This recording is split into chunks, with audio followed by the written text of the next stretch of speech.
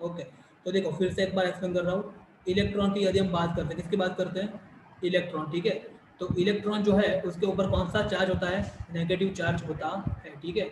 और negative charge जो होता है उसमें एक इलेक्ट्रॉन को जो होता है उसके ऊपर कितना चार्ज होता है? 1.6 10⁻⁻19 कूलम, ठीक है ना। इतना होता है और ये कैसा होता है? नेगेटिव में आता है, ठीक है। इतना नेगेटिव चार्ज होता है इलेक्ट्रॉन के ऊपर, ठीक है। और उसके बाद मैंने आपको ये बताया कि यदि एक इलेक्ट्रॉन के ऊपर इतना चार्ज कितना है? 1.6 10⁻⁻19 कूलम चार्ज है, और मुझे यदि यहाँ पे टोटल 1 कूलम चार्ज करना है तो मुझे कितने इलेक्ट्रॉन इकट्ठा करने पड़ेंगे? तो आंसर क्या है इसका? 6.25 इंटू 10⁻18। मतलब इतने नंबर्स ऑफ इलेक्ट्रॉन जब मैं इकट्ठा करूंगा ना, तब जाके मेरा जो चार्ज है वो कितना हो जाएगा? 1 कूलम चार्ज हो जाएगा। और इसके ऊपर से मुझे कंक्लूजन क्या मिलता है कि 1 कूलम चार्ज जो है ना, it is very big charge. कैसा है? बहुत ही बिग चार्ज है, ठीक है। बिकॉज इतना चार्ज इकट्ठा करने के लिए मुझे इतने ज़्यादा इलेक्ट्रॉन इकट्ठा करने पड़ते हैं। समझ में आ रहा है यहाँ तक? ओके। और ऐसे ही जैसे इलेक्ट्रॉन के ऊपर इतना चार्ज है जो कि नेगेटिव में है, प्रोटॉन के ऊपर भी इतना ही चार्ज है, बट कैसा है? पॉजिटिव। मतलब चार्ज कितना है? 1.6 10⁻⁻19 कूलम का ही चार्ज है, बट कैसा है वो? पॉजिटिव में है। यहाँ तक समझ में आया? ओके। और मैंने आपको अभी बताया कि जितने फ्री इलेक्ट्रॉन ज़्यादा हो गए, फ्री इलेक्ट्रॉन यदि अच्छे हैं तो वो मेरा मटेरियल कैसा होगा? अच्छा कंडक्टिंग मटेरियल होगा, ठीक है। उसमें कोई भी डाउट होना चाहिए नहीं है आपको। समझ में आ गया है यहाँ तक? ठीक है, ओके। तो ये चीज़ हमको दिमाग में रखनी है। चलो आगे देखते हैं अभी यहाँ पे। ओके, तो देखो फिर से एक बार अगेन वही चीज़ जो कि सबसे इंपॉर्टेंट चीज़ है ये चैप्टर में, ये समझ में आ गया तो पूरा चैप्टर समझ में आ जाएगा। अगेन ये क्या है मेरी? एक मान लो कि ये एक मेटल है। क्या है? मेटल, ठीक है। और मेटल जो है उसके अंदर क्या होता है? फ्री इलेक्ट्रॉन्स होते हैं, फ्री इलेक्ट्रॉन्स होते हैं, ठीक है। इसीलिए वो क्या होता है? कंडक्टिंग मटेरियल होता है। एग्री और नॉट? ठीक है। तो मान लो कि यहाँ पे ऐसे के ये सब क्या है? एटम्स अंदर, मतलब एटम्स होते हैं ना जो, ठीक है। न्यूक्लियस, उसके न्यूक्लियस है मान लो, ठीक है। एंड द रे स्टार्स, ये सब है, ये सब क्या है? फ्री इलेक्ट्रॉन्स है। यहाँ पे हर जगह पे हो गए फ्री इलेक्ट्रॉन्स, ठीक है। बट नॉर्मल कंडीशन में क्या होगा? जितने फ्री इलेक्ट्रॉन्स, मान लो कि ये राइट है और ये लेफ्ट है, तो ये राइट और ये लेफ्ट है मान लो, तो जितने फ्री इलेक्ट्रॉन्स राइट से लेफ्ट जाएंगे नॉर्मल कंडीशन में, उतने ही इलेक्ट्रॉन्स लेफ्ट से राइट में जाएंगे। और इलेक्ट्रॉन अपने साथ क्या लेके जाएंगे? चार्ज लेके जाएंगे। मतलब क्या? जितना charge under the normal condition, normal condition में क्या? ऐसे मान लो कि ऐसे ही पड़ा हुआ है मेरा मेटल, तब कंडक्टर ऐसे ही पड़ा हुआ है तब, तो जितने इलेक्ट्रॉन लेफ्ट से राइट में जा रहा है उतने ही इलेक्ट्रॉन राइट से लेफ्ट में जा रहा है। मतलब क्या? जितना चार्ज लेफ्ट से राइट में जा रहा है उतना ही चार्ज राइट से लेफ्ट में जा रहा है। मतलब कि कोई भी क्रॉस सेक्शन में से, ये क्रॉस सेक्शन मान लो, कोई क्रॉस सेक्शन समझ में आ रहा है ना? मान लो ये पेन है, उसको बीच में से काटो और फिर ऐसे करके देखो, तो ये होता है क्रॉस सेक्शन, ठीक है। तो कोई भी क्रॉस सेक्शन में से जितना चार्ज राइट से लेफ्ट जा रहा है उतना ही चार्ज लेफ्ट से राइट आ रहा है। मतलब क्या? कोई भी नेट चार्ज, नेट मतलब एकदम नेट समझ में आता है ना? नेट, सब कुछ सरभर करके नेट, ठीक है। तो कोई भी नेट चार्ज ये क्रॉस सेक्शन के राइट से लेफ्ट भी नहीं जा रहा और लेफ्ट से राइट भी नहीं आ रहा है। मतलब कि इस केस में करंट फ्लो नहीं हुआ है। समझ में आ रहा है? करंट फ्लो करवाने के लिए मुझे क्या करना है? मैंने आपको आगे ही बोला कि सारे के सारे इलेक्ट्रॉन एक ही तरफ फ्लो होने चाहिए। वो कब हो गए? जब मैं यहाँ पे प्लस और माइनस लगाऊंगा तब। अब क्या होगा? All the electrons are only move from right to left, मतलब in this direction. Agree or not? And now in this case I can say current is flowing. समझ में आ रहा है? क्यों? बिकॉज अभी मान लो कि आपने ये क्रॉस सेक्शन लिया, दिख रहा है? तो ये क्रॉस सेक्शन के राइट से लेफ्ट की तरफ सारा का सारा नेट चार्ज फ्लो हो रहा है। समझ में आ रहा है कि नहीं आ रहा? और अब बोल सकते हैं कि हाँ करंट फ्लो हुआ। समझ में आ रहा है कि नहीं आ रहा? ठीक है। अभी समझना, मैं आपको एक क्वेश्चन पूछ रहा हूँ और मेरे को आपको बताना है उसका आंसर, ठीक है। अगेन यही चीज, वापस से यही चीज समझना, वापस से यही चीज, ठीक है। ओके, यहाँ पे सब वही है। सब क्या है यहाँ पे? ये सब क्या है? न्यूक्लियस। क्या है ये? न्यूक्लियस और एटम्स, न्यूक्लियस और एटम्स। एग्री और नॉट? और ये सब हमारा क्या है? मान लो कि रेड वाला जो है ना, ये सब क्या है? फ्री इलेक्ट्रॉन्स, ठीक है। ये सब फ्री इलेक्ट्रॉन्स। मान लो कि मैंने क्या करना है, यहाँ पे मैंने लगाया 2 प्लस लगाया और यहाँ पे लगाया मैंने 2 माइनस। ये केस 1 है, ठीक है। ठीक है, उसके बाद मैं क्या कर रहा हूँ, मान लो कि केस टू में मैंने यहाँ पे और लगा दिया प्लस प्लस और लगा दिया माइनस माइनस। समझ में आ रहा है? तो केस 1 में करंट ज़्यादा फ्लो होगा आपके हिसाब से या केस 2 में? तो सीधी बात है, केस 2 में करंट ज़्यादा फ्लो होगा, आपको ऐसा फील आ ही रही होगी। क्यों क्यों केस 2 में? बिकॉज केस 1 में यहाँ पे सिर्फ 2 ही प्लस थे और 2 ही माइनस थे। तो ये जो इलेक्ट्रॉन है ना, ये रेड वाले, वो इस तरफ जाएंगे बट थोड़ा आराम से जाएंगे ना। आप सोचो, समझ में आ रहा है कि नहीं आ रहा? बट जब 4 यहाँ पे प्लस आ गए और 4 माइनस आ गए तो इलेक्ट्रॉन एकदम फटाक से इस तरफ जाएंगे। समझ में आ रहा है? मतलब जल्दी से ये जो क्रॉस सेक्शन एरिया है ना, उसके एकदम जल्दी से यहाँ पे क्रॉस करके इस तरफ जाएंगे। समझ में आ रहा है? मतलब उस केस में क्या हुआ, मेरा करंट बढ़ गया। बोलो समझ में आ रहा है कि नहीं आ रहा? ठीक है, तो यही सब लॉजिक के ऊपर से हम करंट को कैसे डिफाइन करते हैं? Current I is equal to q upon t. क्या होता है current I is equal to q upon t? समझ में आ रहा है? जहां पे ये क्यू क्या है मालूम है? Net charge. क्या है? नेट चार्ज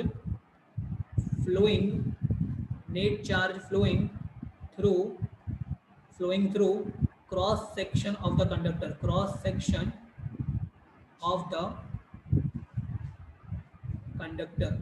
समझ में आ रहा है? तो ये क्यू क्या है? Net charge flowing through the cross section of the conductor. ये अपना कंडक्टर है ना, उसका क्रॉस सेक्शन है ना ये, तो उसमें से कितना नेट चार्ज फ्लो हो रहा है, वो क्या है? क्यू। एग्री और नॉट? जितना ये क्यू ज्यादा होगा उतना ही मेरा करंट कैसा होगा? ज्यादा होगा। समझ में आ रहा है?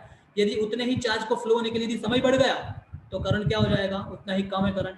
समझ में आ रहा है? मान लो चार्ज धीरे धीरे आगे बढ़ रहा है तो समय ज्यादा लग रहा है, और समय ज्यादा लग रहा है मतलब कि देखो डिनोमिनेटर ज्यादा है, ये ज्यादा है डिनोमिनेटर, तो करंट कैसा हो जाएगा? यहाँ पे कम हो जाएगा। आई होप समझ में आ रहा है क्या बोल रहा हूँ? ठीक है ना? तो ये एक इंपॉर्टेंट फॉर्मूला है। कौन सा? करंट का फॉर्मूला क्या है? I is equal to q by t. समझ में आ रहा है कि नहीं आ रहा? ठीक है, समझ में आ रहा है? ओके, इसको एक्चुअली क्या बोलते हैं मैं समझ रहा हूँ। और देखो क्यू मतलब क्या होता है? Net charge flowing through the cross section of the conductor. समझ में आ रहा है? अभी मान लो कि एक इलेक्ट्रॉन जो है ना, एक इलेक्ट्रॉन, उसके ऊपर कितना चार्ज होता है? ई। कितना होता है? ई। तो एन इलेक्ट्रॉन के ऊपर कितना चार्ज होगा? ई इंटू एन होगा ना, एन इंटू ई। देखो है ना, तो ये क्यू जो है वही क्या होगा? N into e upon t. समझ में आ रहा है कि नहीं आ रहा? बिकॉज एक इलेक्ट्रॉन होता है ना, एक इलेक्ट्रॉन, उसके ऊपर कितना चार्ज होता है? ई जितना। मान लो कि 2 है तो आप क्या बोलोगे? 2 इंटू ई। 3 है तो क्या बोलोगे? 3 इंटू ई। तो ऐसे ही एन हो गया तो कितना बोलोगे आप चार्ज? एन इंटू ई। समझ में आ रहा है कि नहीं आ रहा? इतना चार्ज होता है टोटल, है ना? समझ में आ रहा है? तो ये क्यू जो है ना टोटल चार्ज, इसका मतलब समझ में आ रहा नहीं? तो उतना चार्ज ये क्या हुआ? एन इंटू ई। क्लियर हुआ यहाँ तक? ओके, समझ में आ रहा है यहाँ तक? अभी देखो इसके ऊपर से हम करंट की डेफिनेशन, करंट को डिफाइन करते हैं। ठीक है, करंट को डिफाइन करते हैं। ठीक है, what is electric current? Okay, the net amount of charge, मैं यहाँ लिख रहा हूँ, समझना आप। What is current? तो net amount of charge, Q. एक minute,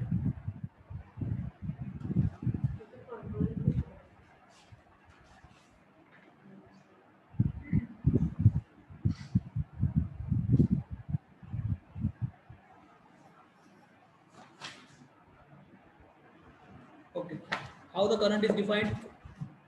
The current is defined as rate of flow of net charge। एक सेकंड, रेट। देखो नीचे जब भी टी आता है ना, उसका हम क्या बोलते हैं? रेट। क्या बोलते हैं? रेट। तो rate of flow of net charge through any cross section of the conductor, बराबर। मतलब जितनी रेट से तो क्या फ्लो होगा? The rate of flow of net charge through any cross section of the conductor is called और is known as, is called electric current, is called electric current. समझ में आ रहा है? That is called electric current. उसके ऊपर से formula क्या है करंट का? I is equal to q by t is equal to N e upon t. तो ये फॉर्मूला आपको दिमाग में रखना करंट के लिए। ठीक है, I is equal to Q by T और एन ई अपॉन टी। समझ में आ रहा है यहाँ तक? ओके, ठीक है, ओके। अभी इसका यूनिट देखते हैं, करंट का भी अपना यूनिट होगा कि नहीं होगा, करंट का भी यूनिट होगा ना। तो देखो यदि मैं ये फॉर्मूला लिखूँ यहाँ पे, इतना फॉर्मूला यदि मैं लिखूँ यहाँ पे, ठीक है, I is equal to q upon t. तो क्यू का मतलब क्या होता है, क्यू का यूनिट क्या होता है, क्यू का कूलम क्या होता है, कूलम का यूनिट क्या होता है, सेकंड क्या होता है, सेकंड। एग्री और नॉट, यूनिट की बात कर रहा हूँ, सेकंड होता है कि नहीं होता। तो करंट का यूनिट क्या होगा, कूलम पर सेकंड, क्या होगा, कूलम पर सेकंड। समझ में आ रहा है। बट हम इतना बड़ा बोलने की जगह हम सिर्फ क्या बोलते हैं, एम्पियर, क्या बोलते हैं, सिर्फ और सिर्फ एम्पियर। समझ में आ गया कि नहीं आया। तो करंट को क्या बोलते हैं, एम्पियर बोलते हैं, ठीक है। करंट के यूनिट को क्या बोलते हैं, एम्पियर। मतलब ये दोनों सेम ही है, ठीक है। मतलब यहाँ पर मैं लिख रहा हूँ करंट, करंट के यदि यूनिट की बात करूँ ना मैं, करंट का यूनिट, तो क्या है करंट का यूनिट, कूलम पर सेकंड है, और दूसरा क्या है उसका नाम, एम्पियर। क्या है, एम्पियर। एग्री और नॉट। तो ये कूलम पर सेकंड जो है ना, वही क्या है मेरा, एम्पियर भी। एग्री और नॉट। और करंट जो है उसका छोटा यूनिट क्या है, करंट का छोटा यूनिट है एम्पियर है ना, उसका छोटा क्या है, मिली एम्पियर, और उससे भी छोटा कौन सा है, माइक्रो एम्पियर, ठीक है। और 1 मिली एम्पियर का मतलब क्या होता है, 10⁻³ एम्पियर। 1 माइक्रो एम्पियर का मतलब होता है 10⁻6 एम्पियर। समझ में आ गया, ये चीज़ दिमाग में रखनी। एग्री और नॉट, समझ में आ गया यहाँ तक। और अभी इसके ऊपर से सबसे इंपॉर्टेंट क्वेश्चन ये होता है, define 1 ampere current, define 1 ampere current. समझ में आ रहा है। तो इसको मैं कैसे डिफाइन करूँगा, समझना। फॉर्मूला दिमाग में रखो, I is equal to q by t. इसको भी 1 ले लो, इसको भी 1 ले लो, तो ये भी कितना मिलेगा, 1 मिलेगा कि नहीं मिलेगा। तो इसके ऊपर से इसको मैं डिफाइन कर रहा हूँ, समझना, बराबर। डिफाइन 1 एम्पियर करंट, तो समझना, इफ 1 कूलम ऑफ चार्ज, देखो यहाँ पे ये 1 है ना, चार्ज कितना होना चाहिए, 1 कूलम। तो if 1 coulomb of net charge, if 1 coulomb of net charge is flowing through, कहाँ से फ्लो होना चाहिए, through any cross section area of the conductor. Agree और नॉट, है ना, any cross section area of the conductor. कितने समय में, इन 1 सेकंड। एग्री और not. Then the current flowing through that conductor, the current flowing through that conductor is said to be of how much, 1 ampere. बोलो समझ में आ गया नहीं आया, है ना। तो ये इसकी परफेक्ट डेफिनेशन है, डिफाइन 1 एम्पियर करंट, ठीक है। तो what is the meaning of 1 ampere current. मान लो कि आपके पास कोई एक कंडक्टिंग मटेरियल है, ठीक है। तो उसके कंडक्टिंग मटेरियल में कोई भी उसका क्रॉस सेक्शन है, उसमें 1 सेकंड में यदि 1 कूलम नेट चार्ज फ्लो होता है, 1 कूलम का नेट चार्ज उसमें से फ्लो होता है, तो उसमें से कितना करंट फ्लो हो रहा है, 1 एम्पियर का। समझ में आ रहा है कि नहीं आ रहा, ठीक है। बोलो क्लियर हुआ कि नहीं हुआ, इसका मतलब समझ में आ गया। तो ये बहुत इंपॉर्टेंट डेफिनेशन है, डिफाइन 1 एम्पियर ऑफ चार्ज, ठीक है। Define 1 ampere, sorry 1 ampere of current, define 1 ampere electric current. तो अब समझ में आ गया होगा ये डिफाइन 1 एम्पियर इलेक्ट्रिक करंट का मतलब क्या होता है, ये है ना। समझ में आ गया कि नहीं आया।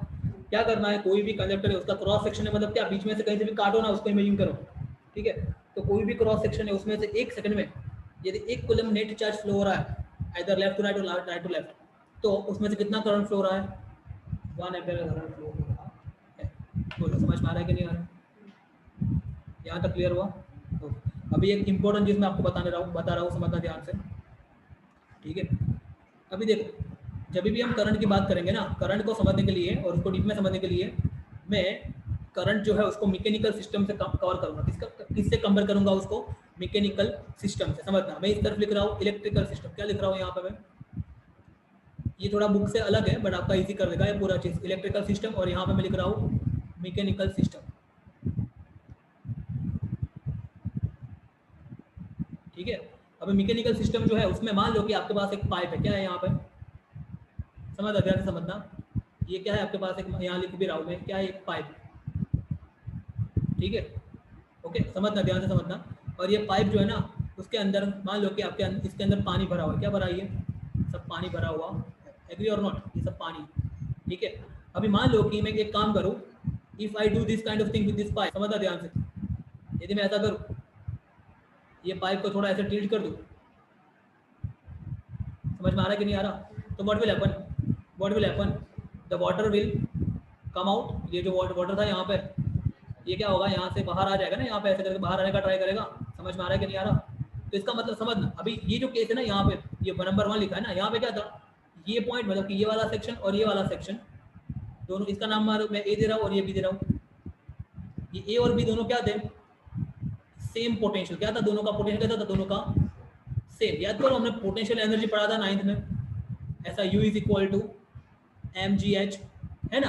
तो देखो ये पॉइंट, ये वाला मतलब है ना, ये सेक्शन और ये सेक्शन दोनों की जमीन साइड कैसे सेम है ना यहाँ पे, इसलिए दोनों पॉइंट ए और बी दोनों कैसे है, सेम पोटेंशियल के ऊपर है। एग्री और नॉट? बट यहाँ पे क्या है, मान लो कि ये ए है और ये बी है, तो यहाँ पे कौन सा हाइट है, कौन सा ज्यादा पोटेंशियल पे है, बी ज्यादा पोटेंशियल पे है ना कंपेयर टू ए। समझ में आ रहा है? और देखो पानी कहाँ से कहाँ फ्लो रहा है, बी टू ए फ्लो रहा है ना, मतलब कि वाटर जो है, water flows from from from कहाँ से कहाँ, तो क्या हायर पोटेंशियल से हायर पोटेंशियल टू कहाँ पे, लोअर पोटेंशियल पे फ्लो हो रहा है, आगे ना। तो बस यही चीज़ हमको किसमें समझनी है, इलेक्ट्रिकल सिस्टम में भी समझनी है। एग्री और नॉट? यही चीज़ हमको इलेक्ट्रिकल सिस्टम में समझनी है। ठीक है, चलो समझते हैं, कैसे समझते हैं, समझा ध्यान से। ठीक है, मैं आपको एक्सप्लेन कर रहा हूँ फिर से, तो बहुत ही इंपॉर्टेंट चीज़ें समझना एकदम ध्यान से। ओके, समझना, ये क्या है, कंडक्टर है, क्या है यहाँ पे, ये कंडक्टर, क्या है ये कंडक्टर। कंडक्टर के अंदर क्या होता है, एटम्स हो गए ऐसे, ठीक है, उसके उसके आसपास क्या होगा, there will be the free electrons हो गए ऐसे, ठीक है। और यदि कंडक्टर ऐसे ही पड़ा हुआ है, क्या है, कंडक्टर ऐसे ही पड़ा हुआ है, मान लो कि यहाँ पे ए है और यहाँ पे ये पॉइंट बी है, तो क्या करंट फ्लो होगा, फ्लो होगा नहीं। क्यों करंट फ्लो नहीं होगा, बिकॉज जितने इलेक्ट्रॉन लेफ्ट से, कोई भी क्रॉस सेक्शन के लेफ्ट से राइट जा रहे हैं, उतने इलेक्ट्रॉन राइट से लेफ्ट आ रहा है, मतलब कि कोई भी नेट चार्ज कोई भी क्रॉस सेक्शन को क्रॉस कर रहा नहीं।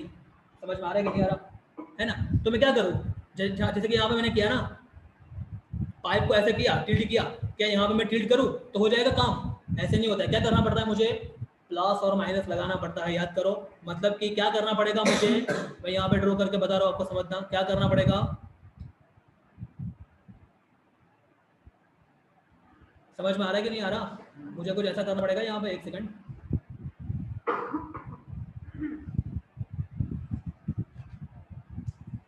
मान लो कि यहाँ पे ये कंडक्टर है वापस से, ठीक है, उसमें से मुझे करंट फ्लो करवाना है, ठीक है। तो मुझे क्या करना पड़ेगा, इस तरफ लगाना पड़ेगा मुझे प्लस, समझना, एक मिनट,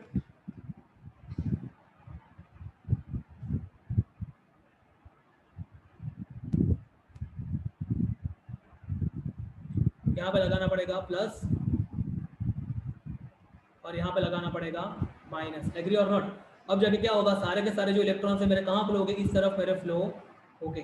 समझ में आ रहा है कि नहीं आ रहा? ठीक है, अभी देखो मैं थोड़ा इसको उल्टा करता हूँ, समझना, ध्यान से समझना मैं क्या कर रहा हूँ, ठीक है।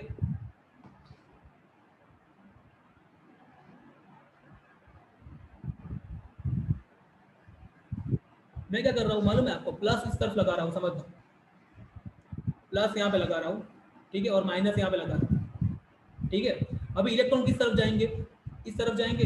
देखो यहाँ पे ये हाई पोटेंशियल था ना, प्लस मतलब हाई पोटेंशियल था, और ये क्या था, लो पोटेंशियल था। तो पानी कहाँ से कहाँ फ्लो हुआ, हाई से लो फ्लो हुआ। और देखो यहाँ पे इलेक्ट्रॉन कहाँ से कहाँ जा रहे हैं, माइनस से प्लस जा रहे हैं। तो ये तो उल्टा लग रहा है ना आपको, कुछ लग रहा है उल्टा कि नहीं लग रहा, देखो आप, समझ में आया कि नहीं आया? पानी कहाँ से कहाँ फ्लो होता था मैकेनिकल सिस्टम में, हायर पोटेंशियल से लोअर पोटेंशियल पे। और यहाँ पे इलेक्ट्रिकल सिस्टम में ये जो प्लस है ना, ये क्या है, इसको बोलते हैं हायर पोटेंशियल, क्या बोलते हैं, और ये माइनस को क्या बोलते हैं, लोअर पोटेंशियल। बट इलेक्ट्रॉन जो है वो तो कहाँ से कहाँ फ्लो है, लोअर पोटेंशियल से हायर पे फ्लो है। तो ये तो मिसमैनेज हो गया ना, ये तो मैच हुआ नहीं ना। तो इसी को मैच करने के लिए हमने क्या किया है मालूम है, करंट की डायरेक्शन में कौन सी ली, इलेक्ट्रॉन के अपोजिट। कौन सी ली, इलेक्ट्रॉन के अपोजिट। मतलब इलेक्ट्रॉन की डायरेक्शन जो है ना, वो कहाँ से कहाँ होती है, नेगेटिव से पॉजिटिव होती है। बट करंट जो है ना उसकी डायरेक्शन कहाँ होती है, पॉजिटिव टू नेगेटिव, मतलब कि हायर पोटेंशियल से लोअर पोटेंशियल। समझ में आ रहा है? मतलब current flows this side but electron flows from negative to positive. समझ में आ रहा है? ऐसा क्यों किया हमने? सो दैट हम मैकेनिकल सिस्टम के साथ, ये जो मैकेनिकल सिस्टम है ना हमारी, उसके साथ हम अपना मैच अच्छे से रख सकें। आई होप समझ में आ रहा है। Keep your video on. आप सबने वीडियो ऑफ कर दिया?